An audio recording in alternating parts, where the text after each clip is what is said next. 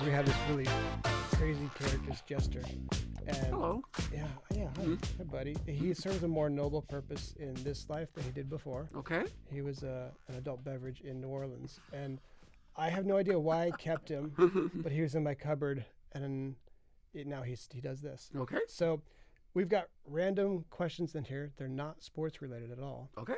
And so the point is to pull them out and see how David Aldridge thinks like on the fly creatively. Go nuts. Go So ahead. we're going to dive into some of these and see what we've got here. Let's see what Jester has. What's Jester What's have? on Jester's mind, literally? Right. What is on the Jester's mind? Mr. David. All right. So tell me a quote or piece of movie or TV dialogue that you'll never forget. Oh, one of my favorite movies is The Sting. It's a perfect movie. It's cast perfectly. It's written perfectly. It's shot perfectly. The music's perfect. Everything's perfect. The story's perfect. Everything's perfect. And the conceit of the story, if you haven't seen The Sting, it's about a group of confidence people, con men, which is where con men comes from, that run cons on people, and they run a con on this mobster basically because he killed one of their friends. Okay. And as a revenge, they're going to take his money from him. And they go through this elaborate con to get him ready to steal the money. But this is the night before the con is going to be unleashed. And Robert Redford's one of the con men, and Paul Newman's the other one. And Robert Redford's very nervous, and he doesn't know if it's going to happen. He doesn't know if it's going to work. And Paul Newman says, "Quit worrying, kid. We had this guy 40 years ago when he decided to be somebody." Oh, wow. That is the best line ever. What a great They're line. like way ahead of the game. Like, no problem at all. I love that. Yeah. Yeah. I just think about that line all the time. Like it was perfectly delivered by Paul Newman. Well, that's part of the charm of it too. Yes, that's he's a rogue, right? And Yeah. so I always think about that because it's one of my favorite, might be my favorite movie of all time. Wow. Yeah. I saw something you put on X Twitter about the Denzel movie. Oh yeah, Devil in a Blue Dress. Devil in Blue Dress, which Yeah. I haven't seen either. Yeah. But I'm familiar with it enough, and Yeah. Denzel's amazing. And there's a great line in that movie too. It's a Denzel Washington. It's post World War II, Los Angeles. He's a working man in a working class neighborhood who gets involved. It's a Walter Mosley book, and he gets involved in a murder plot and all these sorts of things. And so he has to bring in his friend Mouse, who's from Houston, that they grew up together in Houston, and Mouse is a killer, basically, killer for hire. And they have this, at the end of the movie, they have to take this guy, and because this guy has information, and Denzel goes running into the house and says, "Okay, keep an eye on him. I'm going in." He comes back out and the guy's dead. And he goes, "What happened?" He goes, and Mouse goes, "Well, I didn't have all that time to be with him, so I just choked him to death." And he goes, "Why'd you do that?" I didn't ask you to do that. "I didn't ask you to do that." And he says, "Easy." Denzel's character is Easy Rawl. He says, "Easy. If you didn't want him dead, why'd you leave him with me?" Know your audience, right? That's a great line. Know your audience. I love Exactly. it. Yeah. So That's awesome. All right, let's see what else we have in here. All right, what's the last book you loved? Oh wow, the last book I loved. That's a good question. I'm a bad book reader in that I read like half of every book and then I stop and I read another one. The last book I loved. Oh gosh, there was a Barbara Walters biography last year that I read that was very good. I didn't know her father was like a raconteur. I had no idea. Oh wow. Yeah. It was a very good book. I'm trying to think if there was something more recent than that. I read a lot of books, but I don't finish many of them. That's my problem. Is that like an attention thing? You I think so. Drawn to somewhere else? Yeah. Shiny object. Oh, you go over there. Is the restless creative mind? Yeah. I read, and there's like 5 of them that are like really good, and I need to finish one of them. What was I'm trying to think. This is terrible because I do a podcast about books. I actually do. I'm a co-host of a podcast about books, and we talk about books all the time. And I can't think of one right now. We'll come back. Come back to me. Maybe I'll think of a Barbara Walters. It is. We'll go with that one for now. That was a good one. So when you talk about, do a little side, question here, reading, writing, creativity, keeping things fresh. Mm-hmm. Is that something that you're aware of? Oh yeah. From a creative standpoint. I read all the time. I mean, not effectively apparently, but I do read all the time. I think you always have to be aware of what's going on in the world. Mm-hmm. Now, some of the things, like I'll never be on TikTok. I'm just not. It's not for me. Mm-hmm. That's okay. Yeah, absolutely. Everything doesn't have to be for you. People who are in their 20s communicate vastly differently than I do, mm-hmm. and that's okay. Yeah. But I do like seeing how people disseminate information. One of the things I'm always curious about with college kids, especially, is how do they learn now? Mm-hmm. How do they actually learn? Because it's not when I was an adjunct standing in front of a class for 2 hours just lecturing. Write this down and write this down and write this down, and I'll quiz you on it. Or I'll bring somebody in and they'll talk to you for 2 hours and I'll quiz you on what they said. Or it's not that at all anymore, right? And so I'm always fascinated by how do they get what's sticky with them. That's mm-hmm. it was the Malcolm Gladwell, I think, came up with that phrase, right? Stickiness, mm-hmm. right? Yeah. And when he wrote the book about Sesame Street and how it was trial and error. It didn't work for a year or two. They couldn't mm-hmm. figure out why aren't the kids paying attention. And then they figured out, here's how you make them. Here's what makes it sticky. Yeah. And then all of a sudden the kids were starting to retain information. Mm-hmm. Yeah. And that's what I'm curious about with younger kids now, because I see it with my children. They do not read physical books, which is okay. That's not the problem. But everything is on their computer. Everything is on their mm-hmm. laptop or their phone or their iPad. Everything. Yeah. That's their whole world is that. And so how do you break through the clutter of all of the bombardment that they're receiving on a daily basis? What sticks?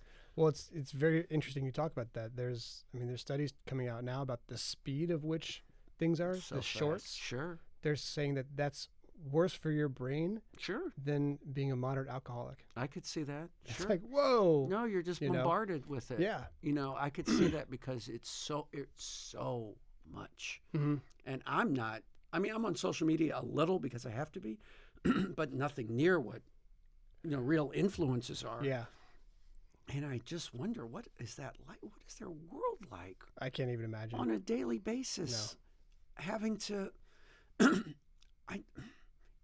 The idea that I can tell you to do something or try something or buy something and you do it because mm-hmm. I told you to.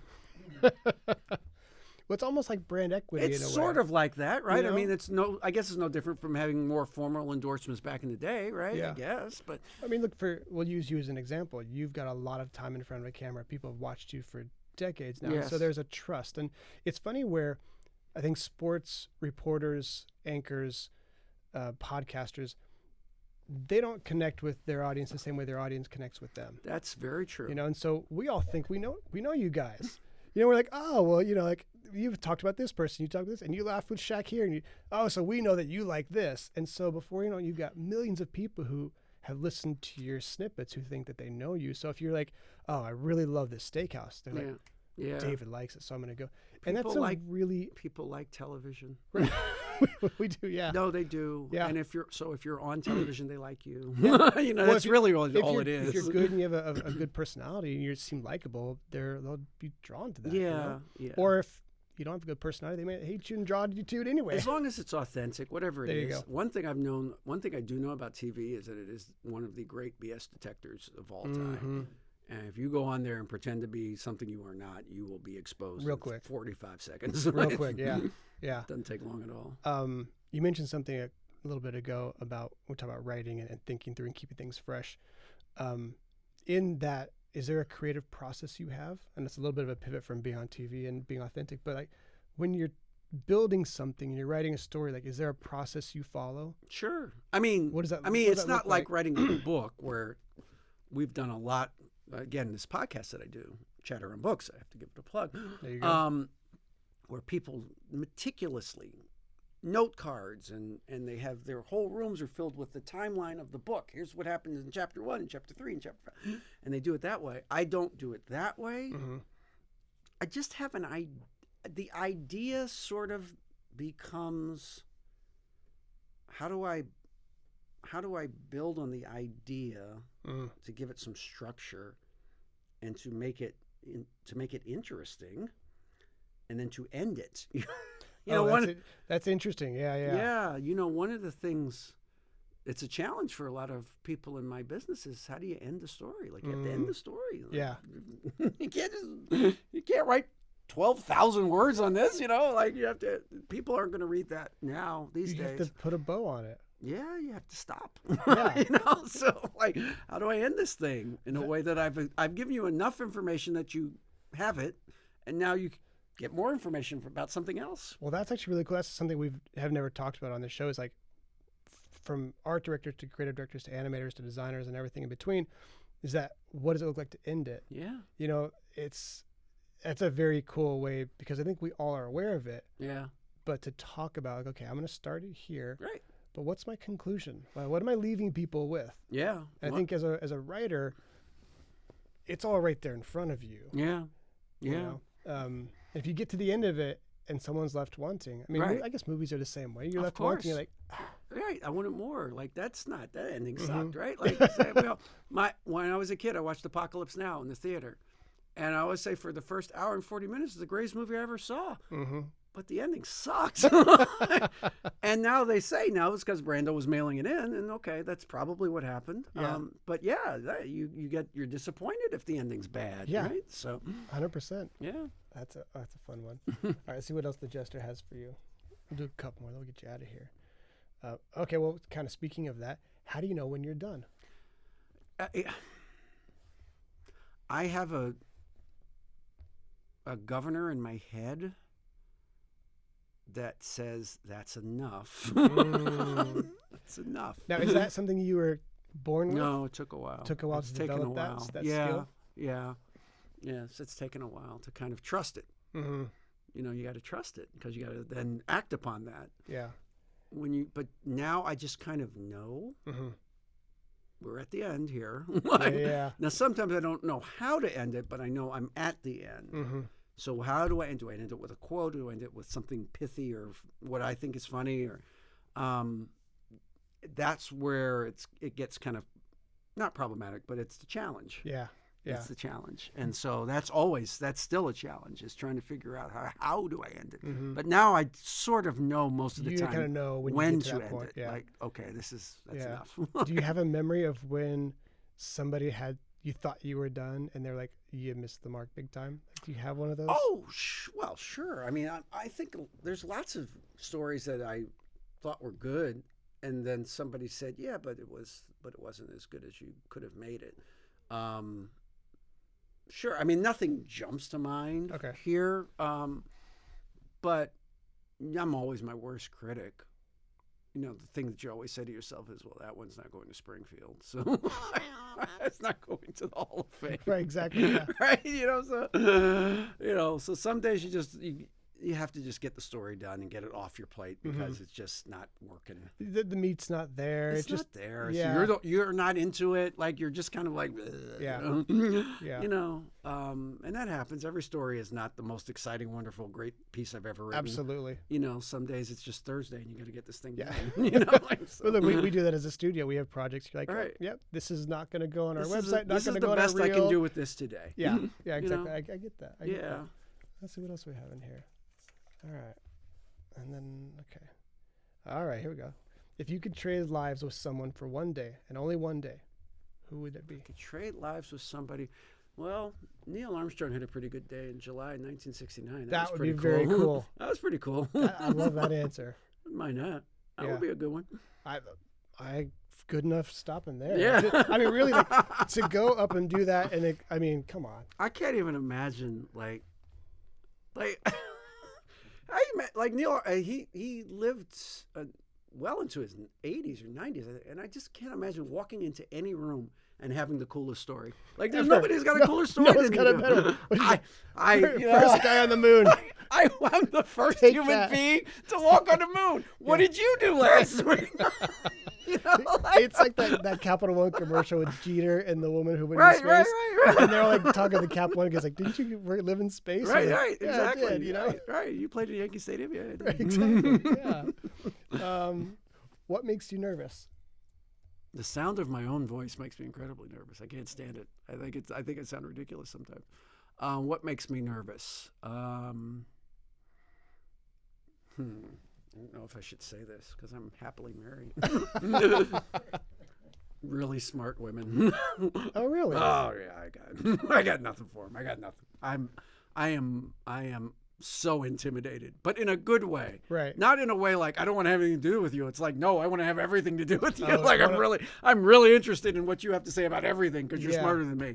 You know, I'm fascinated by that because smart women don't. There's not an arrogance like there is with men. Like smart men are, not all of them, but a lot of them are really arrogant about their intelligence. And most smart women that I've known over the years are not. It's just who they are. It's part of who they are, and I love that. It's just more natural. I don't know. Well, we bring different things to the table, and I think men should pay attention to that and grow from it. You know? Like, exactly. The women see I have different no perspectives. Like, my wife's way smarter than me, and I'm pretty smart. Like I always say, I am a pretty smart guy, but my wife's way smarter than me. Oh my gosh, my wife sees things that I don't see. I'm like, how did you see that? Yeah, no, she says stuff that you're just like, really? Yeah. Yeah, okay. Yeah, no, I like that one. Yeah. I think we have time for one more. Ask away. And we'll get you out of here. This has been a lot of fun. All right, here we go. Is creativity a skill, a gift, a practice, a muscle, or a curse? Wow, that is a bit of a longer list. It's not a curse. Okay. Creativity is wonderful. No, it's I get the muscle part because you do have to stay with it and post-secondary education sort of kind of on it, right? Like I was in Pittsburgh a couple of weekends ago and went to the Warhol Museum. I bet that's cool. It was wonderful. And I say that not understanding most of what I saw, but that's the point. Like you're supposed to fill in the blank. What does it mean to you? Like literally, what does this painting mean to you? Or what is this, not mimeograph, what do they call it? I forget what they call it. But it's a special kind of print that Warhol was very famous for. But what does it mean to you? Mm-hmm. And so it's art, right? That's what art, you interpret the art. Or maybe the art interprets you. I don't know. But just seeing someone be creative was just fascinating. And you're in awe of somebody that can start literally with a blank canvas, right? Yeah. And then just fill it in with stuff. And then and at the end, he knew he was done. Right. I'm done. That's true. It. Yeah. I'm finished. And it's incredibly humbling to see someone who did it at that high a level for that long. And he started out, he designed women's shoes. That's how he started. Isn't that wild? Yeah. Yeah. It was amazing. And then he just had this, all of that was in his head. And that's amazing to me. So is it a muscle? Yes. It's a gift, to be sure. So why don't you think it could be a curse? If you think about some of the Van Goghs, the Warhols even, almost like... that happened. That's what happened to the person, but the idea of creativity can't be a curse. How could it be a curse? I don't know. That's why we asked. There's bad art, to be sure. That's true. But it's still somebody created it, and that process is worth celebrating. Well, and it's unique to everybody too. Yeah, just like we talked about. As a writer, right, you start with a blank canvas in a different way. Right. Okay. So does every kindergartner's handprint, is that incredible art? No. No, but you would never tell that to the kid. You never say, "This sucks. This is terrible." Good job, kid. Say that. Put it up on the fridge. You say, "This is beautiful," right? Because it was her or him. That's what they did today, and so art is so. That's why I say it can't be a curse. Okay. I don't think. Now, you could say, "Well, you aren't very creative," and maybe that might be true. Like it may be a curse to people who are prodigiously creative. I guess I would put it that way, right? And they write these incredible. Like, was Gershwin cursed by his talent? Right. Boy, I hope not. But I wasn't Gershwin, so I don't know. Maybe it was we don't awful know what's for going him. on. Yeah, maybe exactly. it was terrible for him. But boy, I'm glad he did it. Yeah, absolutely. Yeah. You know. Well, I think that's the fun thing about trying to unpack something like creativity. Yeah. Is it is so subjective. Yeah. You know, and how do you define it? Is it something? Is art the creative thing? Right. Well, I think writing is. I think, being an architect is. I think there's a lot of different ways that creativity manifests itself. Absolutely. Problem solving in a creative way, as an automotive engineer, Yeah. is Sure. is using a creative kind of muscle Absolutely. and bone. So, I love that. Yeah. No, I always say there's a reason we don't ride horses anymore and carriages, because we found something that was better Right. and faster. More efficient. Somebody said, we can come up with something better than the horse. It doesn't quite smell as bad as a horse does. It's got to be something better than that. And somebody, let's figure this out. Right. So- And then now we're flying to space. So Well, it's the old. It's not an old joke. It's Louis C.K. who has his own history, which I understand. But he actually has Absolutely, this very funny story. but he's still very funny. He has this very funny thing about being on an airplane and the Wi-Fi doesn't work, and people complaining about the Wi-Fi doesn't work. And he goes, "Wait a minute, you're in a metal tube." That's hurtling across the sky at 500 miles an hour. You're in New York. You're going to be in Los Angeles in 4 hours. It used to take them 4 weeks to get to LA. Exactly. And you're complaining about something that wasn't invented 20 years ago. Chill out. Exactly. Yeah. He's right. And that's the progression of creativity and ingenuity is something to behold. Yeah, no, it is. And again, as somebody who's at this very small level of creativity, I'm in awe of people who are, again, prodigiously creative. Yeah. That's it's amazing, because you watch these documentaries on people like Ray Charles or Billy Joel was the last one. I've heard that's really good. And how tortured they are, Yeah. because it just keeps coming out of them.